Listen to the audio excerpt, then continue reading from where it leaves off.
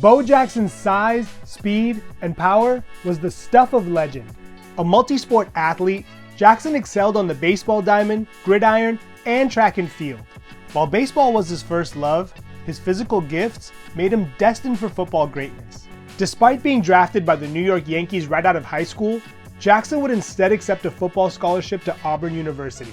While he did manage to also run track and play baseball, it was the football field where he would make a name for himself, racking up nearly 4,600 all-purpose yards and 45 touchdowns over his college career. He also averaged a ridiculous 6.6 yards per carry, was named an All-American twice, and would go on to win the Heisman Trophy in 1985.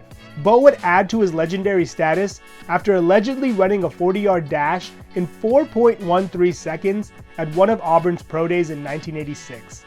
Unheard of for someone 6'1", 227 pounds. Since he was the consensus #1 pick, he decided to skip the NFL Draft Combine and instead focus his attention on finishing the college baseball season strong. His sights were set on the MLB, and his interest in football was secondary. However, things would go awry after an incident involving the Tampa Bay Buccaneers, who had the #1 pick in the 1986 draft, caused him to lose his remaining college baseball eligibility. Furious, Jackson refused to play for the Buccaneers and warned ownership that he would not sign a contract if they drafted him. Thinking he was bluffing, Tampa Bay drafted him anyway, but Jackson kept his word and did not sign. He ended up being drafted by the Kansas City Royals and began his baseball career. The Buccaneers would end up forfeiting Jackson's draft rights the following year, allowing him to throw his name back into the NFL draft pool. Since Bo remained adamant about making baseball his primary sport, teams were leery about drafting him, causing him to fall to the 7th round, where he was drafted by the Los Angeles Raiders. Jackson still had no intention of signing, until Raiders owner Al Davis showed support for him playing both sports. Jackson ended up agreeing to a deal that allowed him to finish the baseball season before reporting to the Raiders. Bo would eventually make his debut in Week 8 against the Patriots, and it wouldn't be long before he showed his game-changing potential. By Week 11, Jackson would take 13 carries for 98 yards and 2 touchdowns. But his true coming out party would be the following week against the Seahawks on Monday night, a game where he set both a Monday night and a then-team record for the most rushing yards in a game, with 221.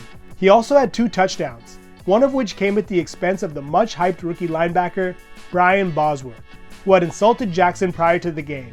Bo would go on to have several spectacular moments in both baseball and football over the next 3 years, including an All-Star appearance in 1989, a game in which he took home MVP. He also earned a Pro Bowl selection in 1990, despite only playing in 10 games, making him the first athlete selected for an All-Star game in 2 major sports. Jackson was not only becoming a star on the field, he was becoming one off of it, especially after Nike launched a major campaign in 1989 to help market his cross-training shoes, called Bo Knows. It was a tremendous success, and quickly became a part of popular culture, being referenced in music and on TV shows. Jackson would also garner further acclaim for his dominance in the iconic video game, Tecmo Bowl. He seemed to be in the middle of his prime in both sports, until the unthinkable happened on January 13, 1991, when he suffered a dislocated hip on what appeared to be a routine tackle during his first playoff game against the Cincinnati Bengals. Prior to going down, he had accumulated 77 yards on a mere 6 carries. The injury effectively ended his football career and required a hip replacement. Bo was able to resume his baseball career and even hit a home run in his first game back from the injury. While the moment was special, he unfortunately never regained his form and called it a career in 1994. In his 8 baseball seasons, Jackson hit 141 home runs, had 415 RBIs, and had a slugging percentage of .474.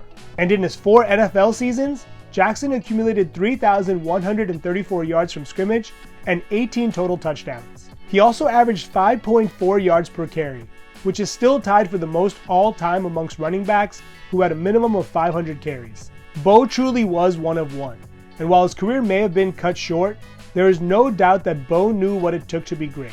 While I personally feel Jackson was the greatest athlete in NFL history, I would be remiss if I didn't mention Jim Thorpe, Deion Sanders, and Jim Brown, all of whom are firmly in the conversation as well. I want to thank you for watching, and I would love to hear about your favorite memories of Bo.